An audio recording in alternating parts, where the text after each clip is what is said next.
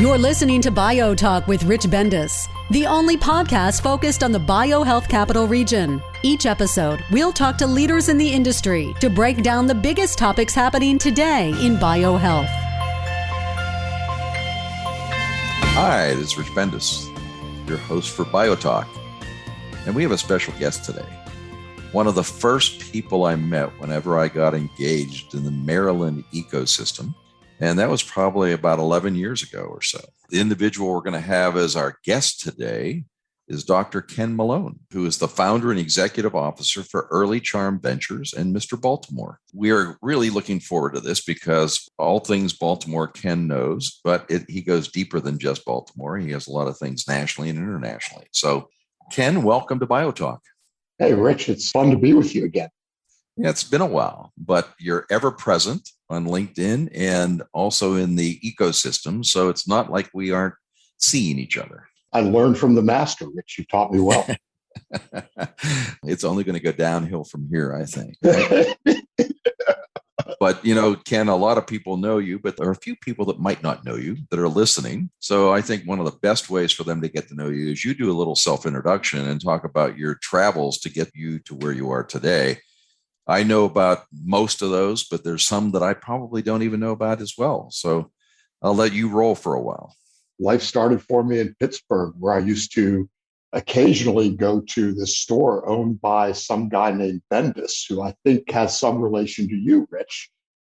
I think it might have been the Bendis Food Mart, which was probably less than 500 square feet, and we lived above it. Yes, I remember that, and I think I bought some bubble gum there from time to time. So for a penny, not to describe how old. So we're not going to tell all the people that we're Steeler fans versus Raven fans, right?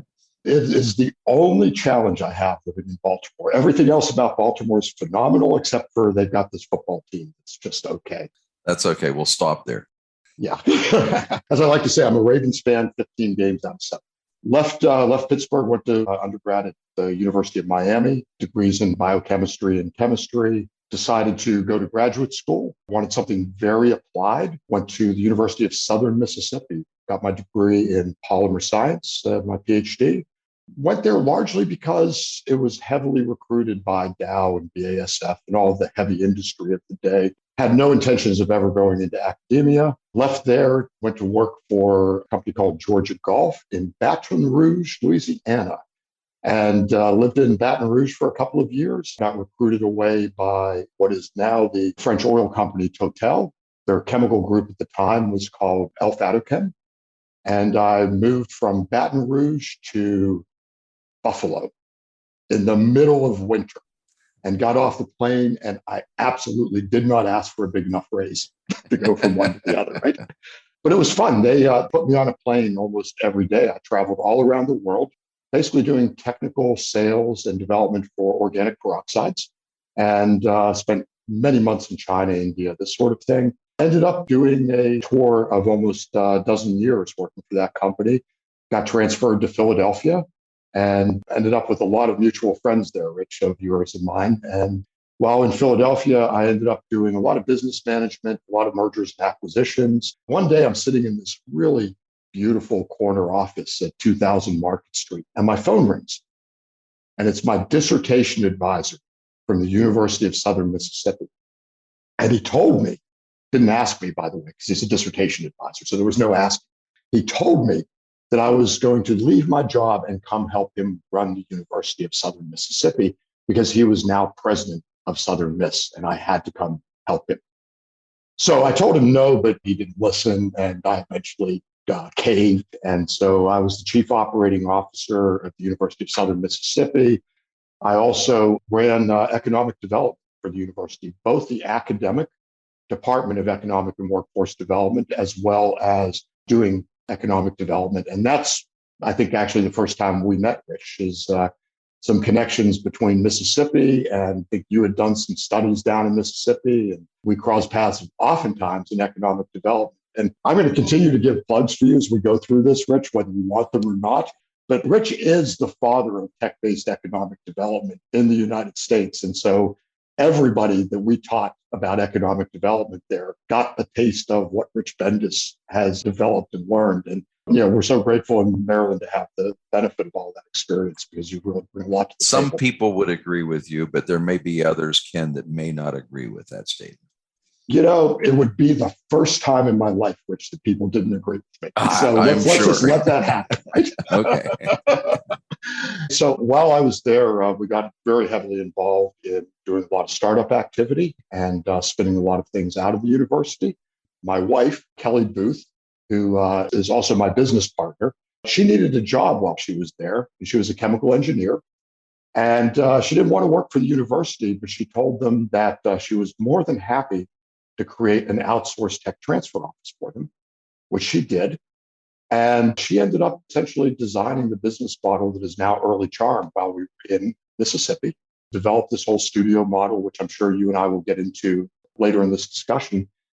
And one day they fired the president of the University of Southern Mississippi, my dissertation advisor, because, well, it's universities and that's what they do. Kelly and I looked at each other and said, well, where do we want to go? We love this venture studio model that she had developed. We looked all around the country and we could literally live anywhere we wanted to. We were doing very well.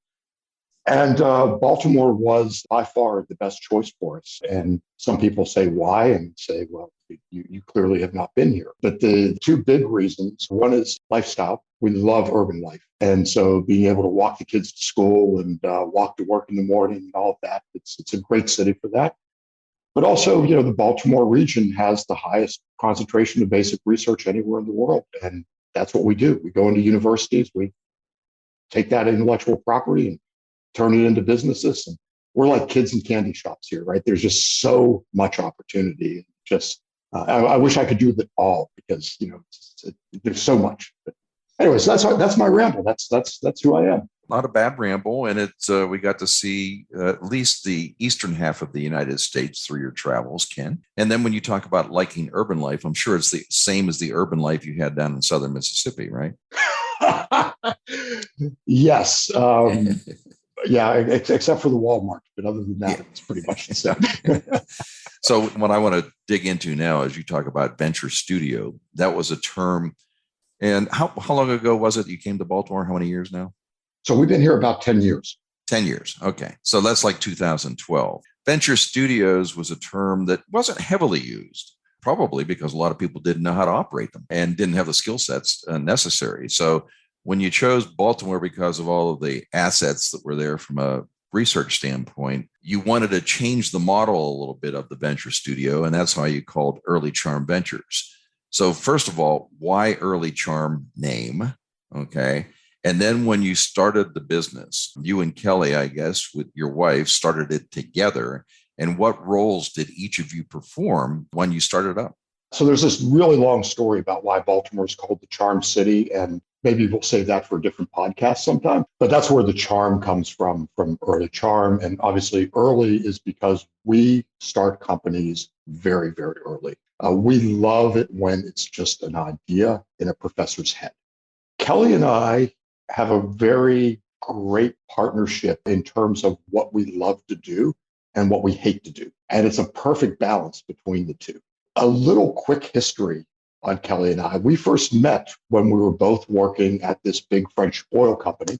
And I was doing M&A and I sold the business unit that she was running. Sold it for like 40 million, something like that. So it was a smaller business unit. Usually when you sell a business unit, you assume that the person running it is going to go with that. She comes and knocks on my door. I barely knew her at the time. Comes and knocks on my door about 2 days afterward and says, "Hey, Ken, you missed $400,000 of working capital. Do you want me to take it with me or do you want to keep it?" And I'm like, "Well, we're about to buy this other business, so we're going to keep it and you're going to go run that other business," right? That is a perfect description of how she and I work together every day. I do the bigger strategy and the concepts and putting them together. She loves to keep the wheels on the bus, right? She is really happy making sure that the books balance, making sure that we make payroll, making sure that we got all the day-to-day operations. She loves to interact with people in the office, but don't ask her to do a podcast like this, right? She doesn't want to be the person that's out there in the face. So I get to pretend like this was my idea, and I get to go out in the community and talk about Early Charm as if it was me. But honestly, the entire business model is hers. And all I've done is just kind of take it and say, hey, this is what we're going to do with it. That's cool. You're CBO and she's COO, right? Yeah, that's probably about right. Yeah. Okay. And so there's no CEOs because it sounds like you're both equal there. Yeah, we both go by executive officer. It's just our general title, right? Just to avoid that. Okay. I saw that in your title. And when I see founder and executive officer, it's not chief executive officer, but you're one of two executive officers. Correct. Yeah. Cool. Okay. So you land in Baltimore. You start evaluating assets and what do we start with our early charm venture studio? So what did you identify first as the first thing you wanted to get engaged with when you came? Phil Robilato at University of Maryland, Baltimore's tech transfer office came to me and said, "Hey, Ken, I've got two companies that are a little bit rudderless right now, and they could use some help." And I looked at one of them and said, "Yeah, that's not for us." But looked at the other one, and it was doing computational drug design, basically modeling proteins and throwing them up on a computer screen like you would CAD for a mechanical device or a house. And I thought that was really very much up our alley because we love to start companies that aren't going to need big buckets of money to get to market. And we saw this company as something that $100,000 or even a couple $100,000 was more than enough to get us to product and get us commercially ready. It turned out we didn't even need that. I actually got the first sale before we had finished the license. So that was the first company that we started. It's called Silks Bio. And it's still one of our most profitable companies in our portfolio today. That's interesting. I know the name because we talked about it many years ago. When you did that, did a company exist when with Silks Bio, or it was just a license to create a company that you imported that license in with the UMB technology? So of the 31 companies in our portfolio, there are 3 that existed prior to us. All the rest we started ourselves. Silks Bio is one that technically existed, at least on paper. And they had several false starts with different CEOs. And so they just basically restructured. So we restructured the company entirely. It's sort of a cross between having been founded and created. 10 years ago, I was stopping in at a Starbucks one day and you and I had a Starbucks, I think, didn't we? We did. I'm pretty sure. Yeah. I think that's sort of what the first meeting was. And then it was, hey, I like what you're doing. How can we take advantage of your skill sets and what we need to do with biohealth innovation, which was brand new at that same time? No, it was really great timing. When we first started Early Charm, of course, we have a very bootstrap model, right? We're not keen on raising big buckets of money. We think that business is about making a product and selling a product, and that's usually a bootstrap model. And so when we moved here, Kelly was full time with Early Charm, and there wasn't enough work for me on day one. It was really great to run into you, to hear your vision of BHI, and to be a part of it during the early days and really trying to help figure out, how do we make BHI into something that has a really big impact. And it was perfect with my economic development background and knowledge. And I got to tell you that for me, the one really great benefit I got out of it is networking. It's one where the more people you know and the more you understand and the more you help other people, the better your network is. And the more you do that, the easier your life and job is, right? And so you enabled that with BHI and you still do that with BHI across networking for people all the time. And it's a critically important element to the entrepreneurial ecosystem. Well, thank you. But also one of the things you helped us or enabled us to do is really, I brought a model that I had created back from Kansas of having a nonprofit and a for-profit subsidiary, which was somewhat foreign to a number of places where both you and I have been. And so we created BioHealth Innovation Management because our intention right from the beginning with BHI was to try to own equity in early stage companies, because as a nonprofit 501c3 corporation, you need to find ways to sustain yourself in the future. And one of the ways you do that is potentially get early stage equity positions in promising companies. And if they are successful, that money comes into the for-profit, flows back to the nonprofit. So this is something that I think I had less trouble in explaining to you on how that worked. And also we needed someone to run that business So I sort of tried to run the nonprofit side, and we needed someone to manage that portfolio because we were just starting our EIR program too. So in a way, you were sort of running BHI management, the for-profit subsidiary of BHI, but at the same time, performing some of the functions that an EIR would have had. So it was like a dual role with BHI. And it was a very interesting way to get that engagement going between us. It was a lot of fun too, because we really were creating something that either didn't exist or it didn't exist in enough places at enough scale that people really understood what we were talking about. So we had a lot of people who misunderstood what we were trying to accomplish with that. So a big part of that, putting it together, was explaining to people who were like, well, you're a nonprofit. Why do you have this for-profit? And understanding how all of those pieces fit together and managing it effectively was important. But we assembled one heck of a nice portfolio. And I haven't looked under the covers lately to see how it's doing, but I imagine it's doing pretty well. It is. We basically had 5 exits with 2 more pending right now.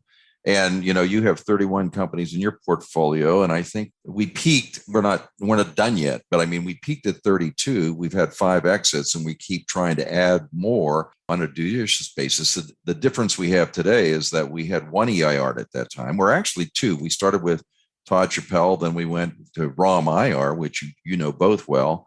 And now we have 12. A lot of them are focused at the National Institute of Health, not as much doing sort of the entrepreneurial stuff. But I think that the role you played was extremely important as we were forming that portfolio of companies in that early equity, because we didn't have a model. We had to build the whole model for the for-profit subsidiary. And I think we had to not only educate the community, had to educate my board of directors, because most of them were accustomed to traditional nonprofits.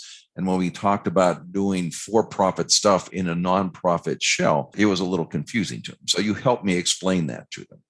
You and I did our best. Let's put it that way. Yeah.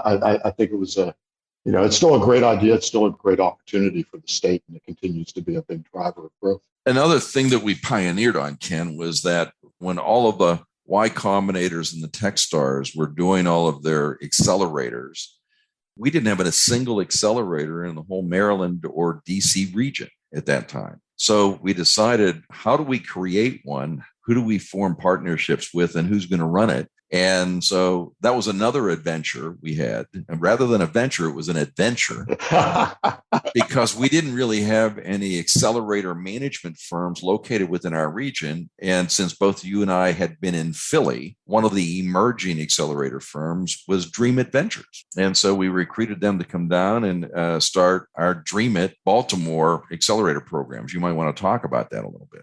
I'll talk about it in several different capacities. Number one is phenomenal program that we ran in the early days. The first cohort was really capturing this pent up demand that was in Baltimore. There were so many companies and ideas that fit it really well.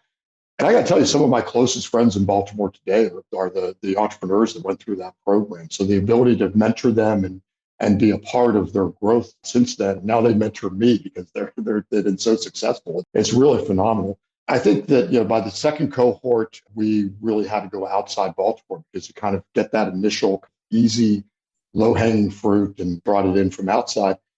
And then we started bringing some companies from outside that stayed and stuck, Sisu Global Health being one of them, that went from really just basically concept all the way to having a fully commercial product. They're selling it now in Kenya. This is a device that filters blood and allows doctors to recycle the patient's blood and not have to rely on a blood supply. We've done some really good things in terms of the impact in Baltimore from those 2 cycles of Dream It Health. And you don't have to do it every single year for the rest of your life. You've done it a few times. And what happens is the memory is there. The other entrepreneurs that went through that, they all coach each other now. And every time there's a new health tech company that pops up in Baltimore, they have this instant network of all of the companies that went through Dream It and are still here. So that impact isn't an impact that should be measured by how did the 8 companies that came out of the first cohort of Dream It do in terms of raising money. You have to look at the impact that they've had on every single health tech company that's come through Baltimore. And that's a lot of companies. Yeah, I think the dream it's sort of living right now through Early Charm Ventures, because if you look at models, I think that we both got experience from it. I think that the accelerator model got a little overused in the United States and everybody had a different version. And I think the thing that I learned through it most is that 3 months is not enough time to work with a company. You really have to have a long-term relationship, because in 3 months, they basically get to figure out what they should be doing. They need to pivot most of the time, and then they really need another year after that. So I think that you might have a little different philosophy, and I'd like to hear that now about Early Charm and sort of what is the business model for Early Charm. A couple of things to think about is that the core belief that we have at Early Charm is that the majority of scientific discoveries that occur at universities have economic value. They have the ability to be converted into commercial products that have value for humans and in most cases can make money. It doesn't mean that most have the opportunity to be billion-dollar opportunities. Most have very small markets, maybe a niche $1 million market, maybe a niche $10 million market, whatever it is, right? But we also believe that most of the discoveries that are made at universities sit on the shelf because people believe that there's a valley of death and the only way to cross it is with venture capital. Our core philosophy is that there is no such thing as the valley of death, and venture capital is a distraction. The venture capital is not a distraction if you have a therapeutic or you have an app that has to make it to Uber. It has to be everywhere all at once. But it's a distraction if you have a business that can be bootstrapped one step at a time and doesn't have to raise big buckets of money. And that's where the overwhelming majority of new technologies are at universities. That's what our focus is. So when we go into a university and we identify a technology and we're licensing it, we're looking at it saying, for less than $2 million, we believe that we can get this to market. Most of the time, it's less than $500,000. So we're not looking to hit home runs, to use the baseball term, right? We're really happy with base hits, and we're okay with taking walks. So once we bring in a company, we're actually the creators of the company. We're the owners of it. The faculty member usually has a minority stake. The university has a minority stake from the license agreement. Maybe a grad student or a postdoc has taken a small percentage of the company to come work with us, but largely we are the company, which also means we are the management team and we're the operators of it. So we're 65 people that we share across our portfolio of companies. We have 4 different portfolio areas. One of them is advanced materials. One of the areas is drug design. Another is technologies for aquaculture. And the final area is engineered products, think machine vision, things like that. In each of those areas, we have a core science and engineering team that gets shared across the portfolio of any company that's in that area. Remember, a lot of these companies are starting with just bootstrapping, a couple $100,000. We're able to bring a whole team of expertise to that company right out of the gate, right? Then cutting across our entire portfolio is our business management. So we have a sales manager. He doesn't care what he's selling. He can sell an aquaculture product the same way he sells material, right? It's all the same to him. Our back office, our grants management, our technology scouting, HR, legal, we have in-house counsel full-time. All of those things are shared across the entire portfolio. The individual portfolio companies have no employees. 100% of the employees work for Early Charm Ventures, and we second them where they're needed. So the key to our business model is 2 things. One is having that whole large team that we can share between the portfolio companies keeps our costs low. The second piece, and doesn't put us in a position where we ever have to worry about a company running out of money. We never panic, because panic is the enemy of any entrepreneur. The second piece is that we look for a lot of synergy between the companies that we have in each of those portfolios. So when we add something new, we're not starting from scratch. We're starting with an already good knowledge of the market. I hear all this talk about customer discovery. Customer discovery for us is calling the 3 people that are already our customers and asking them, what do they think of this product before we bolt it on, right? Our costs are, we think our costs are about 1/5 of what a typical spin out of a university is to bring a product to market. And that's our secret sauce. It's challenging for an entrepreneur to raise capital for one company. And if you have 31 companies in your portfolio that all need fed, how do you address that? And also, I know that you're a believer in non-dilutive funding, and how does that fit into your equation? A huge part of our formula of what we choose to license is a belief that we can get to an SBIR or a TEDCO MII or a DoD BAA or any sort of non-dilutive or semi-non-dilutive initial funding. That's how we get everything started. The second part of it is, there's a lot of companies in that portfolio, but many of them are at revenue. Because we don't spend 10 years getting to revenue, we spend 10 months getting to revenue. We feed our companies with non-dilutive money to get us out the gate and then get us to revenue fast. Now, that works about half the time getting to revenue. The other half of the time, we end up with strategic partnerships. Maybe we find big company X that will finance us to continue to develop the product. But we very, very rarely go the venture capital route because we're not setting up companies for that type of flip and exit. We're focused on really kind of building that core piece of it. And I would imagine over the last 10 years, we've all had companies that have gotten to a point where we said, hey, this ain't going to work. There isn't a pivot available to change it. So how do you decide when it's time to kill an idea or license that you have that it's not going to go anywhere? I would say it's reasonably common, let's say maybe 30% of the time, that we go back to a university that we've done a license with or the federal government and say this license is no longer useful to us, right? We just hit a dead end. What do you want to do? Do you want to bankrupt the company or do you want to, whatever you want to do, right? We work it out, right? We have never actually officially shuttered a company with Early Charm. And the reason for that is twofold. Number one is that there's marketing value in being able to explain to people how our model works. And when we do that, the synergy between the companies is really important. So when I tell the story about what we do in machine vision, one of the companies is a zombie, but the technology behind that zombie is so interesting that it really draws people in. And then they understand the rest of our portfolio much better. And I'm the eternal optimist, Rich. I still believe that one day something will happen that will enable that technology to actually be useful. And the beauty of our model is it costs me $300 a year to keep that company alive, right? I just file my Maryland taxes and it's there. So why would I roll it up and get rid of it if it only costs me $300 a year to keep on the books?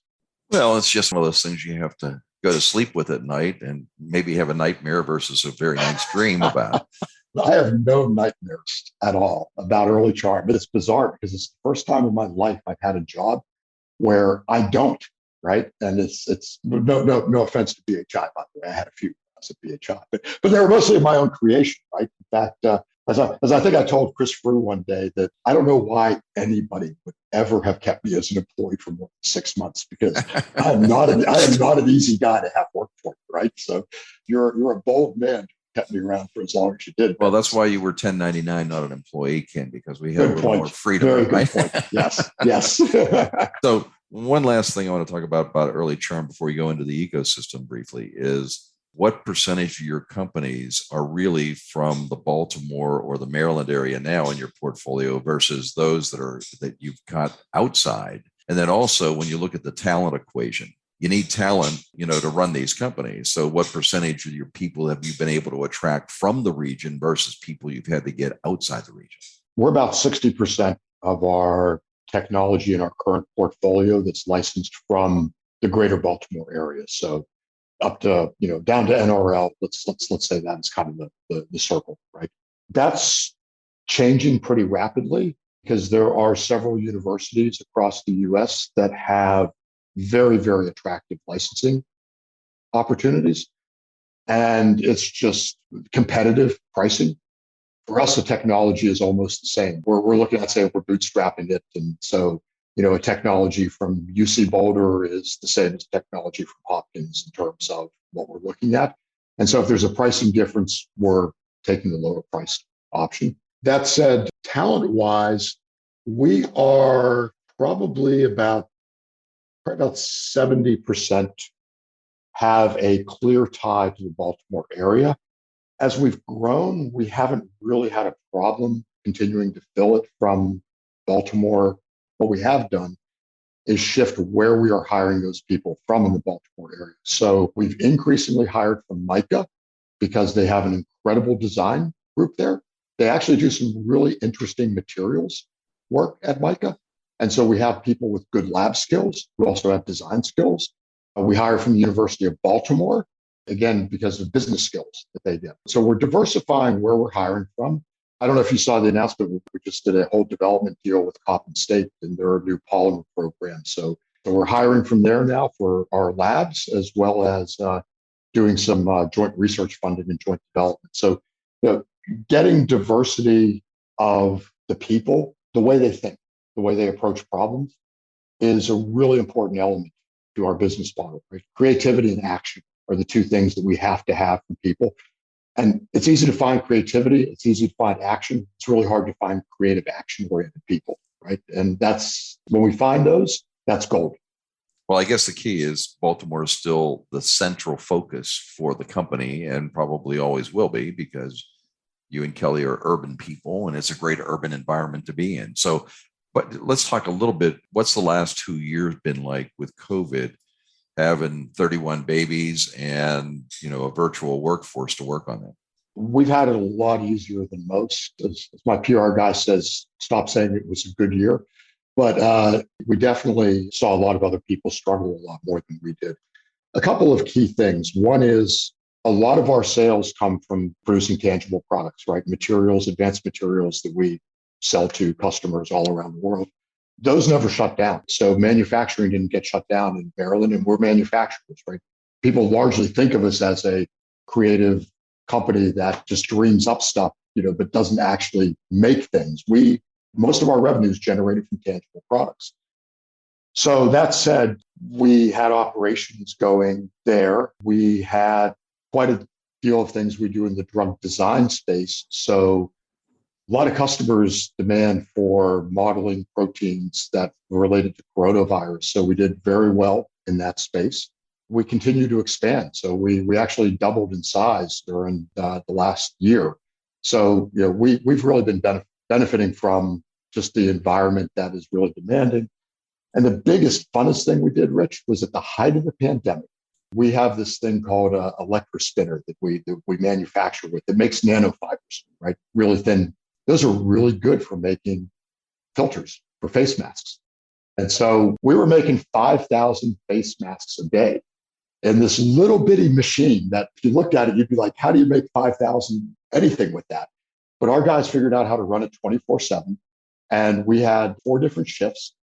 And everybody that was doing the operations were graduate students from universities that weren't allowed to go in their labs and do work. So they needed something to do.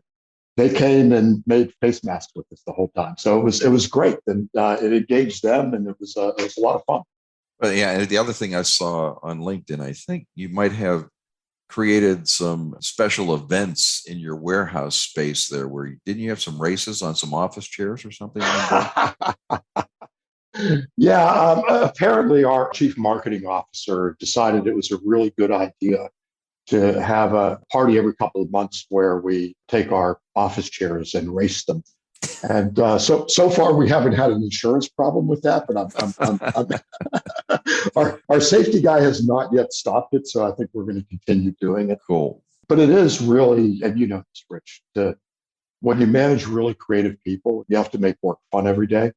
That's kind of core to our culture, and people love working here. They keep telling me they actually like working with me too. I'm not really sure why. I honestly, I think they're nuts. I love having creative people around me all the time. And it's thrilling for me to come into work every day and just hear their ideas and watch them do things. I'm preaching to the choir. You very much understand what that's like, you know? You're the early term culture king. So that's really nice to have, though. It's good to have that reputation. Well, as my buddy Jeff Cherry loves to say, right? Ken, you got to be the chief vision officer, not the chief executive officer. He says, just keep the vision going. Right? right? Which is great because that means I don't actually have to do anything. All I have to do is just talk. So it's perfect for me. Your vision will be as good as far as your shadow will reach to the people you can touch. I agree. So we're working with Dr. Ken Malone, better known as Ken, who's the founder and executive officer for Early Charm Ventures. And I want to wind up this podcast talking a little bit about the ecosystem because we've both been here almost about the same time, over 10 years now, and talk a little bit about what you came to in Baltimore and what you experienced in the beginning days with the entrepreneurial support ecosystem versus what's been transformed in the last 10 years in Baltimore or the BioHealth Capital Region. I struggle to define the right way to describe it because the growth in the entrepreneurial community is so staggering that it's hard to explain without putting a bunch of numbers down, and who knows where the heck those numbers came from, right? What I can tell you is living in the system, right? When I first visited Baltimore, I could smell that it was working, right? It's like I got this feel. Everywhere I walked around and everybody I met that had any touch to entrepreneurship, there was a buzz around it, but there wasn't a lot of activity. It was just, you could feel that it was going to explode. It's exploded in every way and shape. If you look at some of the really big metrics, just look at the numbers Hopkins puts out, right? So you look at the numbers of venture capital things that they've done, the hundreds and hundreds of millions of dollars. I don't know, maybe it's billions of dollars, whatever the number is. I don't know, right? I don't pay attention much to that part of the business, but I can tell you that the building I'm in right now, 400,000 square feet of what used to be old rundown warehouse space is now 80% filled with product innovation companies, people that do stuff like what we do. We make tangible products that are radically different than anything that's ever been on the market.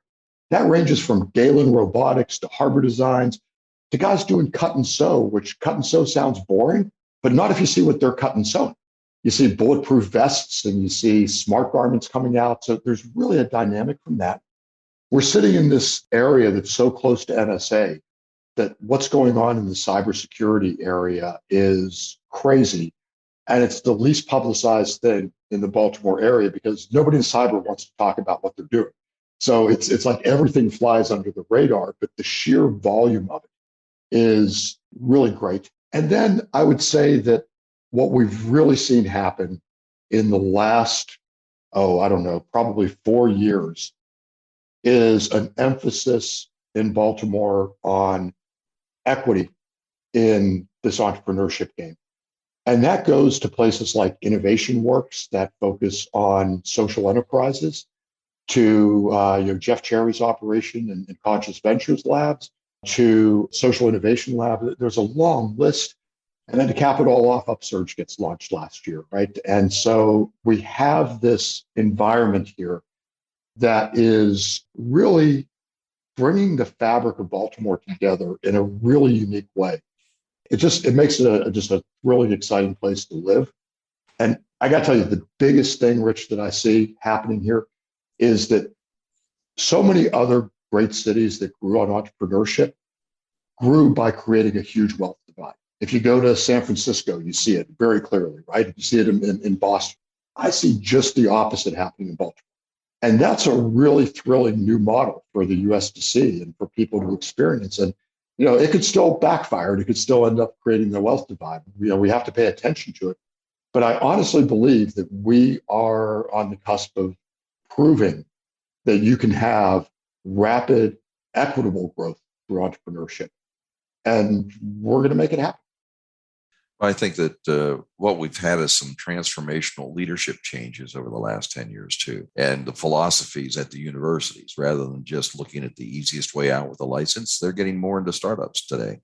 And, and also finding partners that they can work with to create companies around the technology rather than just sending that technology somewhere around the world where it's not going to have any major benefit to the region in where that technology has been created. So, it's Christy Wiskell and Jim Hughes and Phil Robolito and Bob Story and Ken Malone and all of these other people now who have helped transform it, because the people you mentioned over the last 4 years nobody knew their names 10 years ago. They've all evolved. And so you're talking about some of this social equity entrepreneurism, which is really critical to the community, which is starting to evolve. And it starts with people who have the belief that there has to be equity in building an ecosystem. So congratulations on being a part of that leadership team.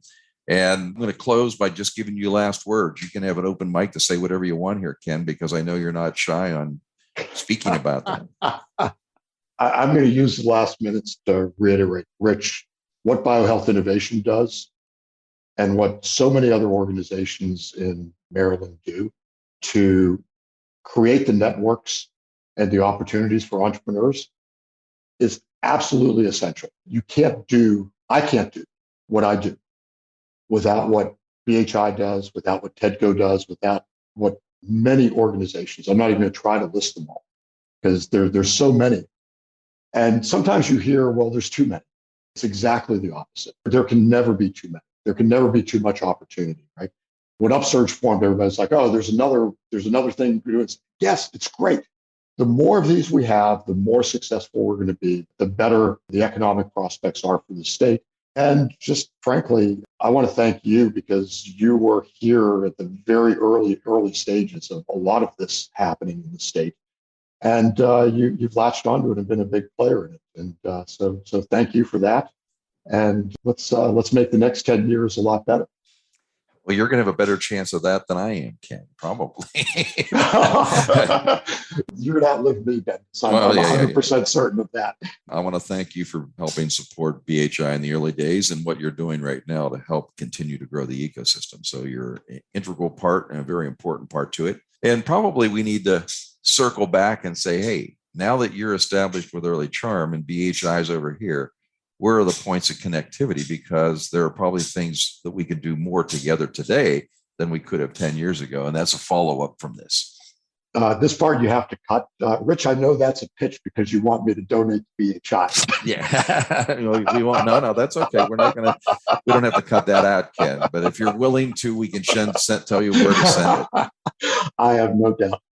Thank you for being on BioTalk today. This is Dr. Ken Malone, founder, executive officer for Early Charm Ventures and one of our growing entrepreneurial ecosystem partners within the BioHealth Capital Region in Baltimore. Ken, thank you very much. Thanks, Rich. Have a great one. Thanks for listening to BioTalk with Rich Bendis.